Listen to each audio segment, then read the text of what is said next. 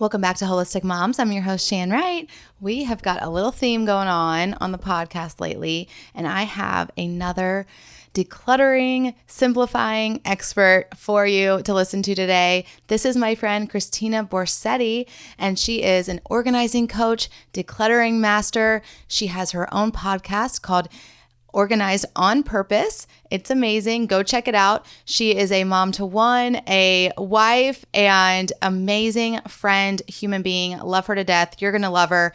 Let's just dive right into this packed full episode with Kristina. Hey, mama friend. Are you wanting to not miss a moment? Not take these precious lives you have been gifted to care for granted? To be the best mom, but it's led to feeling anxious, overwhelmed, and even burnt out on this whole mom thing. I found myself wearing an infant baby boy that I had prayed many hours for, stirring the pasta on the stove for my 2 and 4-year-olds with tears streaming down my face. Was I supposed to feel this way? Why did it all seem so overwhelming? Why did I just scream at my precious 2-year-old? Why do I feel like a terrible mom? I got to my breaking down point and I knew I was losing it. I could feel the anxiety building. Would I have a full-blown anxiety attack at any moment? I stole some precious moments with just me and God, and He gave me the answers, simple answers that I could handle, and it brought so much peace. I want you to know that you don't have to keep going burnt out, stressed out, and hanging on by a thread because this is motherhood. Sis, there is time, energy, and peace for you. Even in the chaos, you can find peace. I invite you to sit with me for an hour so I can show you the solutions God gave me, so we can find that time, energy, peace, and presence you have been praying for. I want you to go right now to theshanwright.com. That's theshanwright.com, and let's calm the chaos together. Hey mama, are you stressed by the lack of time in the day to do all the things? Are you feeling disconnected from God, your husband, and even your kids because patience and presence seem out of reach? Do you want a healthier body, mind, spirit, and home, but overwhelmed in where to start? Hey, I'm Shan Wright, daughter of the king, wife, mom to 4, RN, wellness coach, and I know very well what it feels like to want to live well, but about to lose it with my very blessed full life. After realizing I can't pour from an empty cup, I tracked my way to whole body wellness and so much peace. If you are ready to cancel the stressed out life, learn tactical, intentional strategies as a mom wearing many hats, find more peace, confidence, and joy raising kingdom kids, then listen in. Come on, mama, together we got this. Really, God's got this. So go heat up that coffee again and turn your listening ears on. Let's chat. Okay, guys, I am super excited because I have just my amazing friend on the show today. We met in our podcast coaching program, and this is really funny because she was sharing in the group with our coach, and I just felt like, this is so corny, but I just felt like a little tug in my heart. Like, I like this girl a lot. So then I messaged her, and it's stories written from there. So she is a fellow podcaster and decluttering master and business accountability bestie. So Kristina, welcome to the show. Thank you so much for having me here. But I feel like I messaged you first. It's just like, it doesn't matter. It doesn't matter. You know, that's when good friendships are the best because you never remember how you fully actually started the conversation. So, yeah. And they're mutual, right? I love a mutual good friendship. Mm-hmm. Okay. Well, first, I already know a lot about you, but I would like my listeners to fall in love. So can you just share 3 things that you're loving right now? Like, more random, the better. Yeah. Well, not too random. I am loving 3 things right now. The first thing is piano. I actually started taking piano lessons. Yeah, I started taking piano lessons about 3 weeks ago, and every time I walk past the piano, I just want to sit down and play. I'm just obsessed with it. I've always been musically inclined. I played violin, viola, and flute when I was a kid, and I did some DJing, which is, neither here nor there. But I've always been involved with music on some level. So I'm just I'm just so happy. It just fills me with so much joy, and I love it so much. And my piano teacher is my daughter's piano teacher. So it's something that we get to do together. And she's amazing. She's fantastic. The second thing that I'm loving is Brazilian Jiu-Jitsu, which I never thought those words would come out of my mouth. I've been watching my husband practice it for about 15, going on maybe closer to 20 years. He's been practicing. I've only been watching it for as long as we've been together, but he would come home with like the grossest injuries. He got a toe to the eye, and he would come home with ringworm and things like that. I go, I never want to practice. I never want to do this sport. This sounds horrible. And then he took my daughter to a class, and I was fashioned to continue to take her because he was working. And I walked in, there's these two women that were practicing, and they're laughing and they're having a good time. And I'm thinking, okay, maybe this doesn't seem so bad. And I was just craving something more. I was craving something more than just lifting weights or doing Pilates, which is what I've basically been trained to do and been teaching for the last 10 years. Excuse me. So I was like, okay, I'm just going to take a class. And if it stinks, I don't need to continue doing it, but let's just try it out. They gave a free class. And then I went to one class and I was like, this is amazing. This is so cool. This is great. And it's a little mix between jujitsu and self-defense, but I have an incredible professor is what they call him. And the other women that I train with are great. And it's just a small, tiny group. We're just some moms, some moms learning jujitsu. Super fun. And the third and final thing I'm loving right now is, well, probably not surprising, decluttering and downsizing all the things in our house.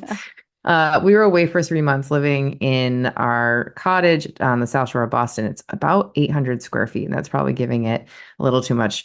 So we were cycling out the same clothes on a weekly basis. There was no room for extra, so constantly cleaning out that. That's where I did my decluttering challenge. I think you were part of that.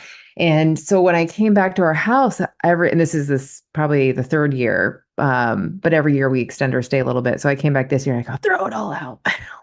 Stuff. But it's just when you learn to live with less and you come into a situation where there is more, you're like, I don't need this. I don't need any of this stuff. So we're working on intentionally decluttering our home and getting around to some projects. Before this call, I was hanging a curtain rod. I felt super cool because normally that's the stuff my husband does. I mean, I'll give him some credit. There were holes there from a previous curtain rod, but I got to do the rest of it myself. So I felt pretty cool. So those are the three things that I'm loving right now. That is very handy dandy. Okay, well, we got a little theme going on in the show because tomorrow it airs. I just did an interview with another she's an author, and she wrote a book called Let's Be Less. And it's all about, so our whole episode is about simplicity and like living with less, which is just what you said. And I'm sure we'll dive into this deeper, but that's something that we're always trying to do in my home as well. I did not grow up like that. I'm not like naturally inclined to do that, but my husband is, and he did grow up like that. So it's kind of like this struggle that we've been going through for like 13 years. And I have that desire. It's just, it takes so much more like, probably mental energy. Cause I'm like, okay, it's not sentimental. I don't need to hang on to this keepsake. It's not a big deal. And he's like, nothing's a big deal. It's like, throw it all out. So we kind of always struggle in that way, but yes, we're in that season too. So I'm excited for this conversation, as it seems to be what God is wanting me to focus on. Yeah. The last two. Yeah. This is the last interview. Simplify, simplify, simplify for sure. It's a season we're in too. It's the beginning of the school year, and there's a lot going on. So I think people are just, what can I get off? Declutter? What can I get rid of? What can I downsize so that I can focus on what's going on right here and now? Right. So yes. Yeah. So we will go into all that good mental stuff here in a minute. I first want to know, we love testimonies on this show. So I would love to know, like, how did God bring you here? Where have you been? Where did you kind of start? Just your testimony. Like, it can go back as far as you want, as far as faith, but career, job. How did you end up with a podcast about decluttering? Just kind of give us the cliff notes, but the points that really stand out to you as to what God's doing in you. Yeah, I was thinking about this because you were thoughtful enough to send this question ahead of time. Thank you, because I will definitely scroll brain my way through this conversation if I don't have some direction. Hence why I need to be organized for anyone who's listening. I Mm-hmm. also too need this.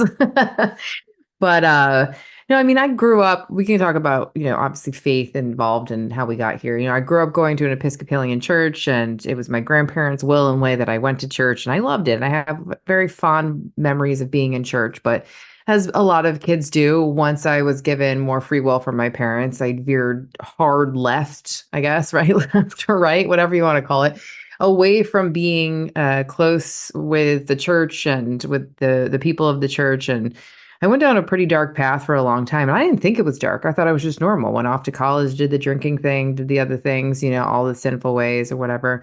And I didn't really apply myself as much as I should have looking back. There were some opportunities that God gave to me that I was able to, be the president of a sorority and the entrepreneurial society, but that didn't happen until my senior year. So what happened with the previous 3 years? I was just kind of fumbling around trying to figure out what I wanted to do. Graduated from college with a business management degree with a specialty in entrepreneurial studies, which was I was the first class to graduate with that. I know, isn't that funny saying now that I feel like Wow. everyone's mother's grandfather's who's what is an entrepreneur, but that's how old I am, friends. No, but that was you like, know, I mean, the fact that you yeah. took that and you were the first, what'd you say, first graduating class of to that? to have graduated with that specific minor, I Yeah, guess you could like, call it or whatever. Yeah. hey, and I mean, that's definitely God's hand there. It's interesting, right? Yeah, Yeah. yeah. So it was just funny to be part of that. I think my thesis was, and this is also dating me, was to create a company. And at the time, graphic designers, they weren't really a thing.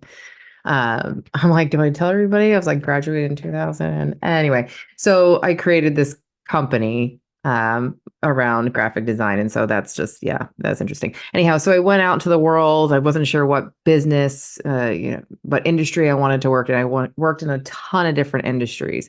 But the one thing, and looking back, which kind of fast forwards to where we are now, is that I was always organizing something. I was always jumping in and seeing where I could figure out how to streamline things for these companies or the department I was in. And so that's how I kind of worked my way up in different organizations. But I didn't think of it at the time. It was just something that was happening. And then, fast forward all the years later, I ended up, we'll just skip past the 20s. The 20s. So nobody wants to talk about those.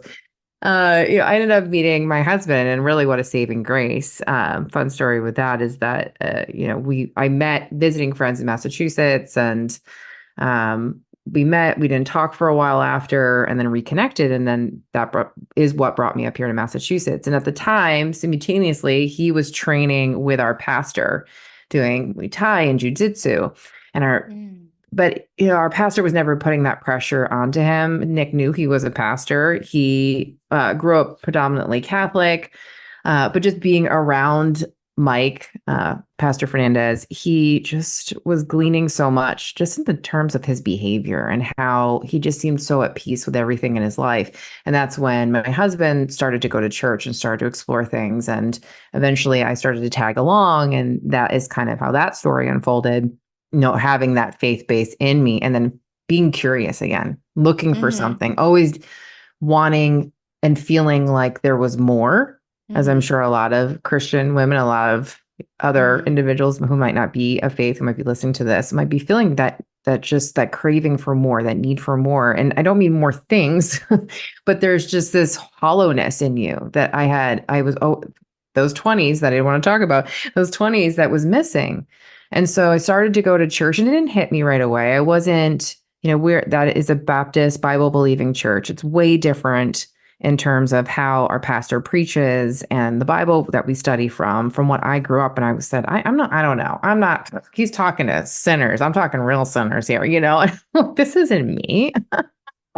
you know, over there on my pedestal. So Mm-hmm. it's taken a long time to realize that yes, I was living in the darkness all during my 20s, and that it's not everybody else's fault. I'm to blame for a lot of things. So many things, right? Just you come to this self-awareness that is just a light bulb goes off over your head. And then that's when I decided, well, just like suddenly decided, but it was, leading up to finally getting saved and coming back to the faith, which has been a blessing. And I can say though, speaking of testimony, that even though I was saved, I was still a very casual Christian for a very long time. I was still living in the world. I was still going out to bars. I was still staying up late and doing all the things. Like we were Christians, we called ourselves Christians. We were Sunday Christians. That's what it was. We'd go to church on Sunday and then boom, you're as soon as you go to church, you're off at the bar watching the football game and you're drinking with your friends, and you got the Sunday scaries, right? Because of the Monday and all that stuff that people say. And so time doth change us. I ended up getting pregnant. I went on a sugar fast, ended up getting pregnant. And at the time, I'd also just changed careers. So all these things are happening. And I have a great birth, a very healthy birth, because I was teaching fitness and Pilates. You can tell me to stop at any time. Tell me to wrap this up, by the way, and keep going. But so teaching Pilates, and then I went in to go get a cyst removed that they had been watching while I was pregnant, and I wasn't of sound mind at the time, and I shouldn't have gone and done it, but I ended up getting sick from that. I ended up in the hospital because I had sepsis. I had a hematoma, which is an internal bruise. And this all just started to unfold. They put me in a room with someone with C. diff, which people aren't sure what that is if they're listening. It's a contagious form of colitis. So long story short, I ended up having to get an abdominal washout. But what led up to that was that I was in this hospital. And again, speaking of testimony, I was in this hospital ongoing for 3 months, and nobody could figure out how to cure me and how to make me better. So I was basically a, pin cushion for this hospital while they were trying to figure things out. And, I hate to say it, my family wasn't showing up for me. My dad did come show up for me. Most of my family wasn't there for me. The friends that I thought were my friends weren't showing up for me. And it's nothing, I don't blame anyone, but the people that did show up for me were the people from my church. My pastor came with members of my church and prayed for me. There was this woman, Bethy, from my church, my sister in Christ, who came and prayed for me. And those were the people that showed up for me. I go, okay, this is an interesting turn of events, because I'm mad at God right now. I'm mad at God. Like, I saved myself for you. What is this? This isn't what is supposed to happen as a Christian, right? Yeah. So then I was also fighting my faith then. And I was still at the time in Pilates, I was still teaching fitness and holding on to that and thinking that this is what I wanted to do. So once I came out on the other side of all that, I thought God wanted to use this as a testimony. And that's when I stepped into health coaching, and then Be Well birthed itself. And then, for years, I was just kind of, again, struggling. I was just still struggling, figuring out if this is what God really wanted me to do. Why is nothing coming of this? There's no fruit here. Like I'm helping people. I'm a good listener. I'm helpful with that, but I just don't feel like this is really what I should be doing. I think that we can all become good at something, right? If we practice it enough. Yeah, absolutely. I'm staring at this piano. If I practice that piano enough, I can become good at, hopefully, playing piano over so many years. So I believe I became a good, solid Pilates instructor. I was helping people with rehab and injuries and things like that. But there's something unfulfilling about it. And I didn't feel like I was serving. That's what it ended up coming around to. So then, again, fast forward, I jumped into that podcast group with you, the podcast coaching group. And I went in under the idea that I was going to do something within Then Be Well. I was still going to try to push this idea of Then Be Well. Again, running at the same time was me trying to figure out what was going on with my Christianity. I wasn't going out late anymore. I wasn't doing the drinking, wasn't doing the things in my 20s. And I was still working through this grief of the things that happened, that I thought, why would God allow these things to happen? So my Christianity was still at odds there. And it wasn't until I was doing this boot camp for the coaching community that we were in, the woman who runs it. I was trying to do Pilates. I was trying to do health coaching. I was trying to do all these different things. And then my daughter fractured her leg. And I just had a complete mental breakdown. I was like, I can't do this anymore. I'm doing all of these things that don't serve me, that don't serve our life. Nothing is bringing in fruit. I don't have a relationship with God that I know, that I really feel that I don't feel connected with him. I don't know who I am in Christ. There was just all these things just came to the surface like a volcano erupting. And that's when I just said, okay, I have to lay everything down. I have to give this all up to him. I have to give up my grief. I have to give up my hate. I have to give up my fears. I have to give up this business that at some points, I was working to nausea, like that I was taking away from my family. Oh, it's okay. Ari can just sit and play on her device, or, whatever. I'm not going to plan a date night with my husband. So my priorities were all a mess.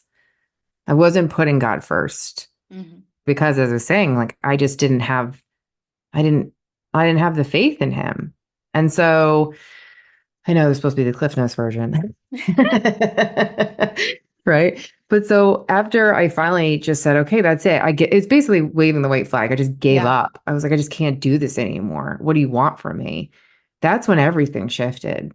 That's when everything shifted. At that point, I said, I've been trying to work this business and holding on to it because I thought this is what God wanted me to do. But God didn't ever tell me, of course, certainly didn't say to me, Kristina, you should teach Pilates, like some magical man in the sky. I just thought like, okay, I'm going through these things. So that has to be what I need to be doing. And in fact, it could have just been like, this is just part of the testimony that brings me close and shares those things. So I really felt like when I ended up going through, I just started working through some things, and I realized that I have this skill set that's been there the whole time. And he had brought me to that place before, but I was feeling, no, this is not what I want to do. Right. I'm sure you can understand how that feels. It's not what I want to do. So when I finally realized this is something that I'm good at, that this is how I truly believe he wants me to serve people. And that's what's important, not me making all of this money, which, not to mention any names, that was involved in a corporation that it was all about, working Money. your way up. Yeah. And so I thought that's how I was going to serve people. I was going to make all this money and then I could just give it back. But what really it was that I need to serve people in a way that my pastor was serving Nick in that gym. Yeah. Right. I don't know if that fully makes sense, but that's kind of where we ended up. So that's where finally it came back to, what am I good at? What are my experiences? And that's really brought me to, and I laugh because you're like, tell us what about your decluttering podcast. That's what came around. It's like, okay, I am going to give this career a shot. So I did research. I talked to people. I did a few projects, pro bono. And then that's what brought us here. And it has been such a blessing. It's like this whole time I could have been doing this thing. And I'm interwoven in people's lives in a way that's so different because I get to go into their homes and I get to hear stories about their life. I get to see, I just everything about them. And it's such a blessing. And I'm here. They know I'm here. I'm not in there, bringing out my Bible and preaching to people, but I'm there and they know what I stand on. And most of them know my story. So it's just been, I don't know, it's been really awesome. And so that's where we are. Oh, yes. There's so much to talk about.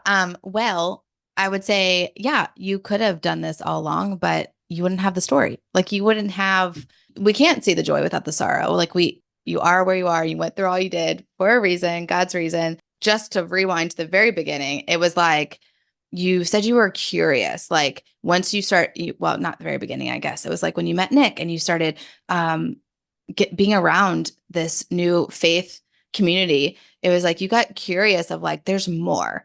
And to circle that with decluttering and organizing your home and living with less, it's like let's get curious of our spaces and our homes and our lives of like how can we live with more with less? How can we live with more with less on our plate, less in our schedule, less in our home, less things, less like commitments, because that's more. Jesus was all about simplicity. So I love that, how that like connects. We all feel that when we start our faith journey, there's more to this life than me selfishly living for myself. That there's always that question, that thought of more. And it's like, yeah, there's more. There's so much abundance. God has so much abundance for us. There's so much more always, but it has to do with us humbling ourselves. Less of us, less stuff, less. And then it Yeah. equals more. And Right. it's so amazing. It's like all connected. And then the other thing I really want to point out is how courageous you were, because this is a show where we love to encourage the moms that no matter what you are going through, health issues, kid issues, births, postpartum, family stuff, no matter what you're going through, job stuff, you have to continue to pursue your wellness. And you, it was all hard, and you continue to take courage and go forward in the face of fear. You continue to pursue. You had a baby, you had a husband, like you had to keep going You and have to. not just Yeah. like take these shots and like from the enemy, like these punches and like, okay, just keep throwing them at me. I'm just going to like lay here and take it because this is what life has for me. It's like, no, you have to take courage. Like we are told, do not be afraid. This is hard stuff. This life is hard stuff. Don't be afraid of it. Just keep going. Thanks for sharing all of those details because I think it's so relatable. I don't know what your exact situation is, but I'm sure you feel like there's a lot of punches being thrown at you right now. God turns everything for good. He redeems every little thing. Get curious about it. God, what do you want me to do in this? Where do you want me to humble myself and keep going forward in the face of fear and take that step? So, all Yeah. right. Well, thanks for sharing all of that. You are amazing at what you're doing with decluttering and organizing. And I love that you see it as a true service of your skills and abilities and talents and your heart to give to these people and coach them in this way. And I've heard you say decluttering and organizing your home helps us grow closer with Christ. So, can you share with us a little bit more about this statement? I sure can. So yeah, for so many reasons, and just to take a pinch off of the story I just told you, when I came to that breaking point, it's because, like I said, my calendar was over full. She had a bunch of camps at the time I was driving all over the place to take her to. We had social events we were doing. I had the business stuff. I was, of course, saying yes to absolutely everything all the time because I was like, oh, this sounds like a good idea. This is going to make a difference. And I just always said yes to things because new opportunities are fun. They're exciting. Why Yeah. not? You probably have a lot of entrepreneurial women listen to this show who love shiny objects. We all like that stuff, right? So that's why, when I say that all that came, just falling down, it all came down. I use the Jenga analogy, right? You take that last block, you put it on top, and everything falls down because you don't have a stable base. And so that stable base for me needed to be Christ, it needed to be God. And so when I realized that, when I started living with less, these were a couple of things that came up for me. So, for one, when we live with a less cluttered life and we are more organized, we can keep our attention. So we keep our attention focused on Christ and what God has intended for us in all areas of our life, right?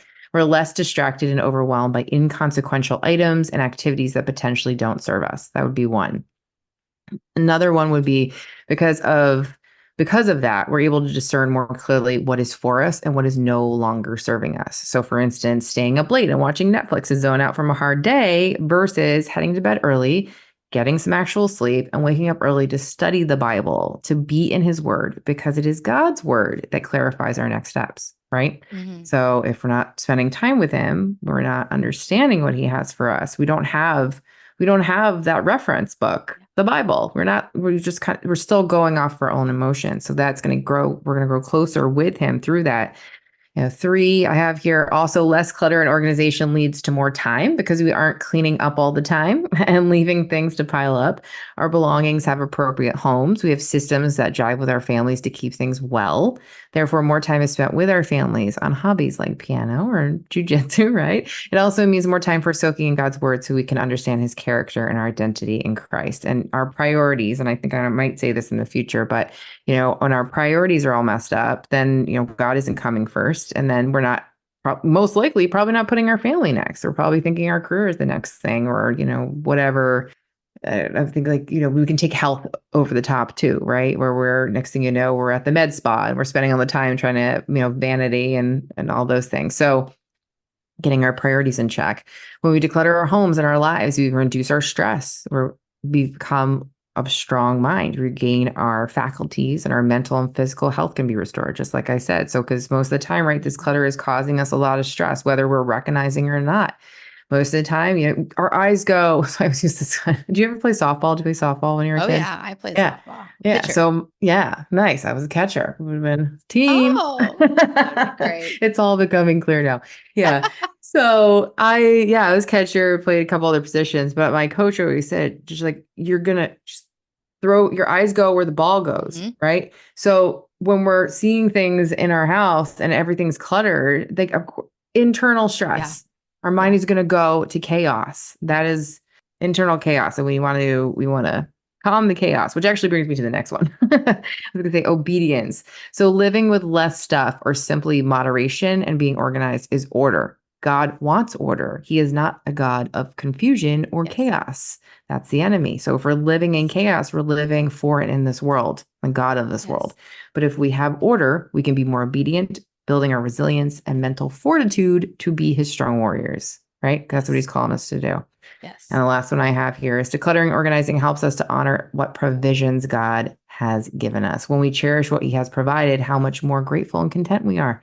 When we can more clearly see his provisions rather than living in a state of disarray, we won't be so heavily controlled by our emotions. So if that makes sense. Those are just a few that I have listed, and I wrote them down so that I can clearly articulate Well, I them. might need you to pass that list on or I might have to listen back and write them down and then translate them into verbiage for 10 and under to understand.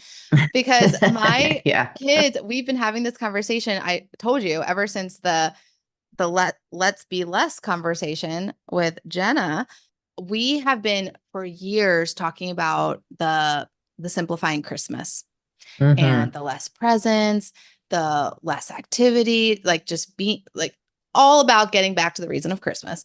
And we've been talking about it for years. Well, now we have an 11-year-old and we're finally implementing it. And she is like, Cool. can you just share? And she's smart. Can you just share with me? I'm okay with it. Just share with me the reasons, like all the reasons. And I'm like, okay. So off the whim, I'm like, thinking of all the things, but it wasn't as conclusive as that list. So I would love to like give her that list because Sure. she would take each thing and soak it in. My main thing was gratitude, of course, like and following Jesus and his way of life, which is simple and just to like look at others instead of ourselves. So, but I would like to I'll send put that to that you. in a kid form. And yeah, so I love all of that. So much meat there. The one thing, because my audience, we all are moms trying to manage our stress and anxiety. I really want to hone in on the fact that clutter equals chaos equals stress. When, like you said, when we focus on that and we see it, we see the chaos, the stress rises. We have all these things that we already listed in our head as we're like about to walk in the door. But then we Yep. see the stuff.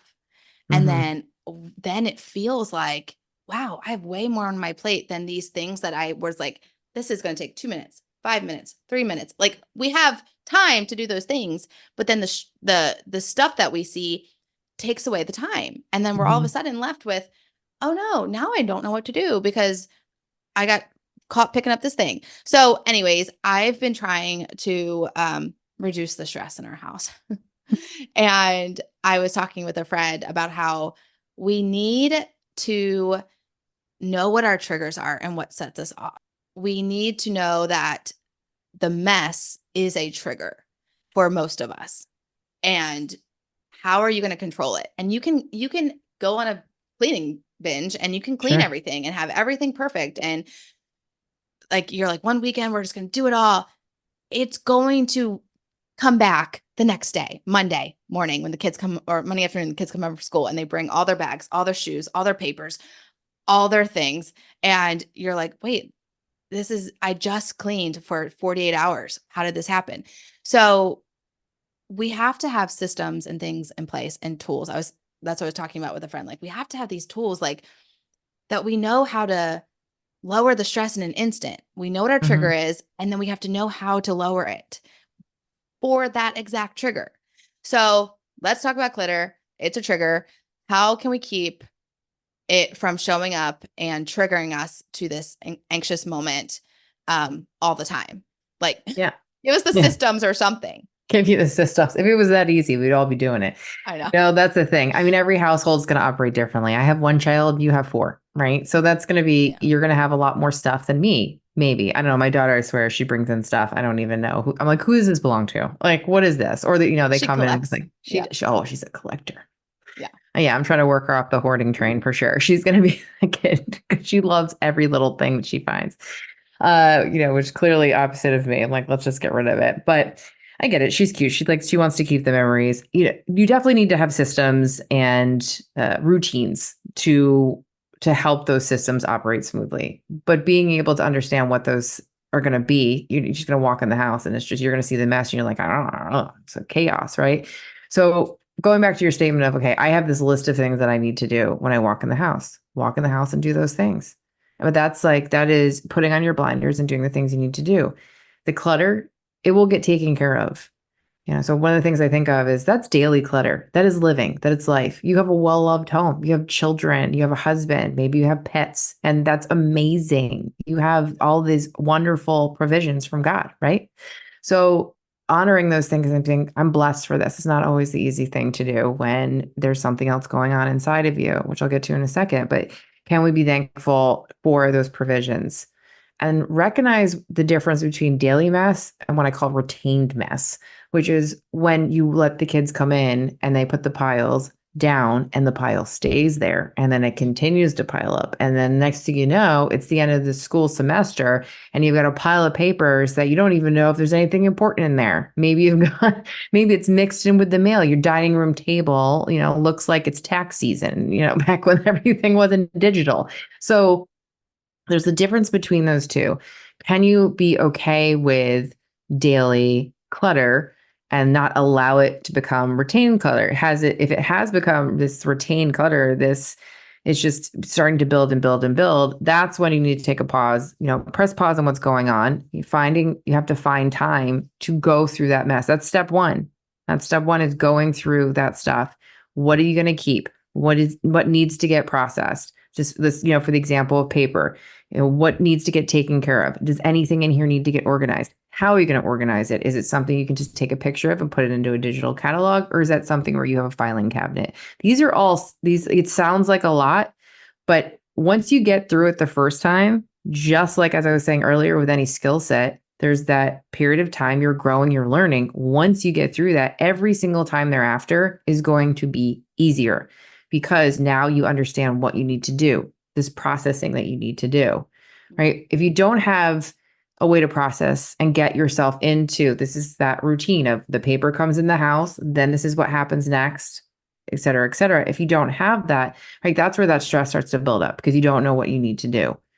But again, taking a pause and work through it in a way that you think is going to work best for you and your family. If you're the only one handling that paperwork, what system is going to work the best for you to process it and keep it organized so that this isn't always happening? The second layer to that is once you've created that, how often are you doing this? Do you have time? You have to look at your schedule. Do you have time? Are you doing it once a week? Is it something, hopefully with your mail, so you don't have any creditors calling you, you're doing something once a week. And again, I know this sounds like a lot, but it starts with just like really the first thing, going way back to like, how do we pause these triggers, is you need to have some grace with yourself. You need to have this grace over guilt approach, which I've heard other people say before, so it's not my saying, but this grace over guilt approach that, okay, I'm aware of what's happening around me. That's really like, okay, this is awesome. This is huge. You've become aware of the fact that you have clutter in your home and it is causing you to become stressed out. Have grace with yourself now. Secondly, is this daily clutter that's something that I can create some easy systems just to get started? And then for the bigger projects, let's set some time aside to work either with my family or I'm going to handle it. And that's where you need to go from there. The other, though, the thing that, of course, right, a lot of what you speak to, Shannon, of course, is mindset, right, and perception of things. You said, going back to saying earlier, taking a pause and asking yourself, getting curious, which our friend Charlotte says all the time, why is this driving me crazy? And you're going to unfold some things that might be uncomfortable. that I never ask for help, that I choose to do this all my own because I watched my parents do it their whole life. So I feel like I'm the only one that needs to handle this. That no one is listening to me. I feel unheard. And now I'm mad. And I want to take all this stuff and put it in the middle of the yard and have a bonfire. Just definitely something I wanted to do. Like one of those, if my husband puts his extra large shoes in front of the door one more time, they're going to end up outside. Like, chuck them across the room. I'm dead. They're not perfect. Oh gosh, you gotta love the shoes, right? Is it something where, did you have a really hard day at work? Do you have family issues outside of your home going on that are causing you to feel really stressed right now? And the house feels extra cluttered. It might not even be that cluttered. It might not even be that bad, but you could have these things going on. Maybe, and we talked this too, and you speak to this a lot of the time on your podcast as well. If you're someone who is having problems with your hormones or you're in perimenopause, I talked about that in my previous life, right? If your hormones are up and down in a way that you're not used to, are you in a period of your flow where you are just you're high stress right now? Okay, I need to take a chill pill then. Things aren't that bad. So understanding what is going on internally is part of that thought work. And it's really, each person is going to be different. Each person is going to see something different. I could walk into your home and you could be like, it's so cluttered. And there's like a pair of shoes that are just off to the left. I'm like, okay, that's okay, girl. Like everybody's clutter is going to be different, where I could walk into a house where someone hasn't gotten rid of anything for 50 years, which is something I've experienced, that they've held on to things their entire life. And now they're older and they need things to get out of the house because they need to downsize or for whatever reason. So, short stop, grace over guilt. Yeah. Think about what is happening here. Why are you so upset with this right now? Why is this triggering you? Can I put some quick systems in order right now? Can I take a look? So, and a couple notes that I wanted to share in regards to that, just to go a bit more into that, was that, for instance, for me, an example would be when my daughter comes home from school, it's either an actor or after an activity. What are the steps? Like, take a second. What are the steps that happen when your kids come home from school? Like, what do your kids do? Drop their bags on the floor, take their shoes off, leave them there. Their coats, if they have coats. Like, it is like, And then it's snack actually, time. it's snack time. I was just telling them the other day, because our hooks are high, so they couldn't reach them. But Okay. hey, guess what? They've grown. And I'm I like, love that guys, excuse. you've Yeah. actually grown now. So you might actually have to step up on the bench, but I think you could step up on the bench and reach the hook and hang up your own bags. Right. Because it's something mom is left to do. Like, hang up Yeah. the 4 bags and put the 4, like, obviously they can put their shoes away. So it's like, I was saying this too. It's part of me.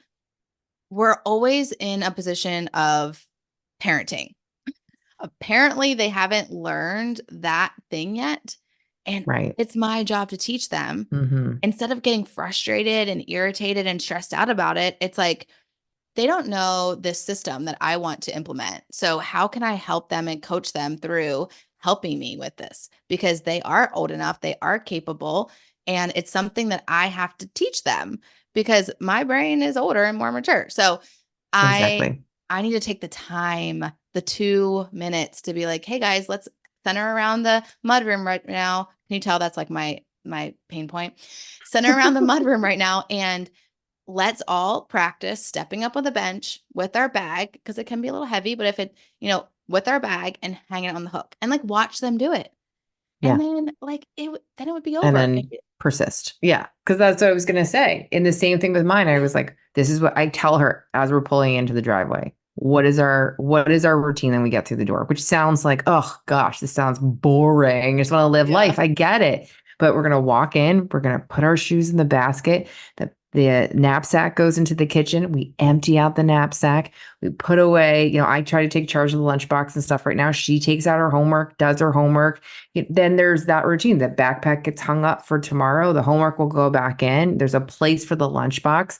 But these are things that if we can just take a few moments, instead of going right to getting, rage about the clutter, what can I have the kids do? Even if it's just, hey kids, from now on, we walk in the door, we're going to put our shoes in this really cool basket that I just got from Home Goods and you didn't have before. If there's another bin in the house, use something temporary. You don't have to go out and buy stuff. Can you just do that? And I swear, just that one tiny little thing, that one small change, you're like, okay, they're listening. I'm getting help. And my floor is not cluttered with shoes. And you're going to say, oh, okay, then this feels all right. Yeah. It's those tiny things, right? You talk about that all the time. Those tiny, tiny things make Baby such a big steps, difference. Yeah. Yeah. I would love, unfortunately, we've got to stop talking sometime, but I would love for you 1 second to talk about, you had told me that like you were referring to the structure and the detail of like the tabernacle, and the Lord dwelled in the tabernacle and in the temple in the Old Testament of the Bible. And now Holy Spirit dwells inside of us, and therefore we are inside of our home. And I love the idea of our home being a safe haven, a place of rest, a place of restoration. And that's really hard when it's a stressful place. And that's really hard when there's a lot of stuff everywhere.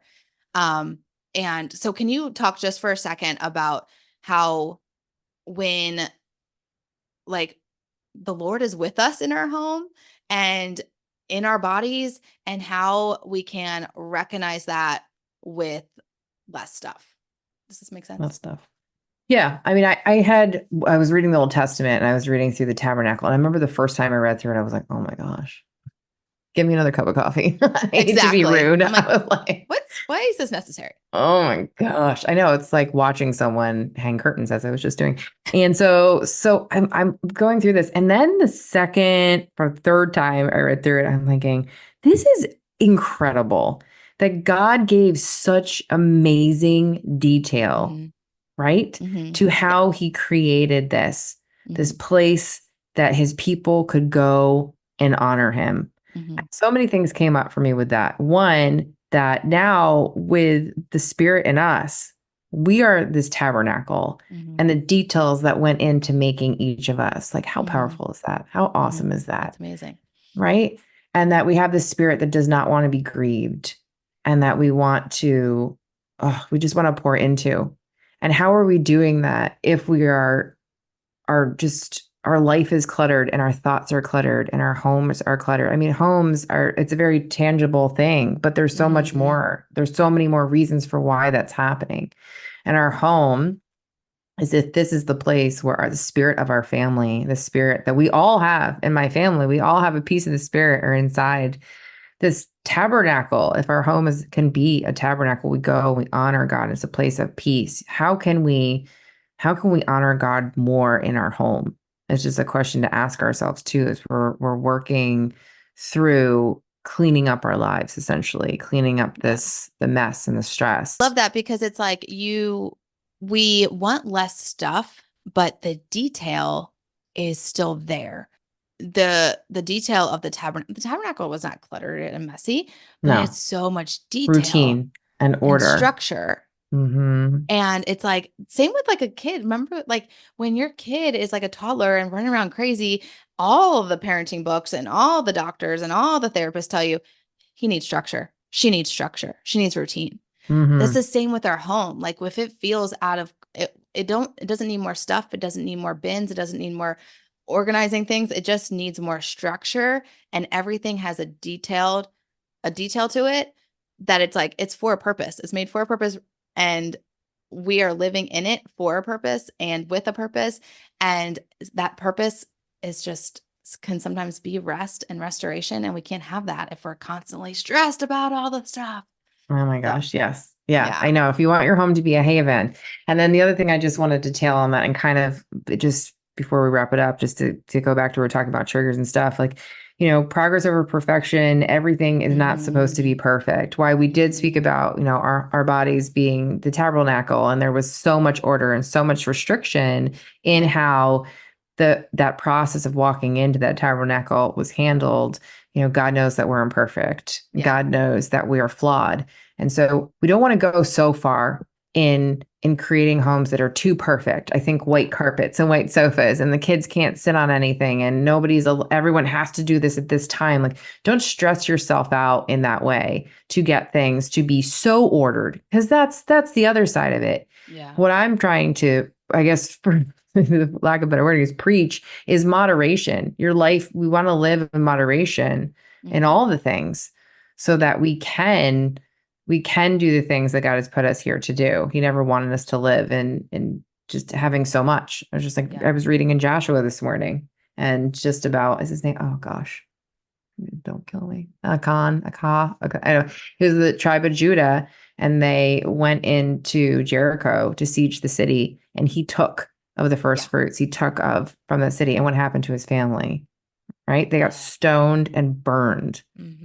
Right. And I know that's harsh. That's harsh right now. And I laugh because I was like, we're talking about these things.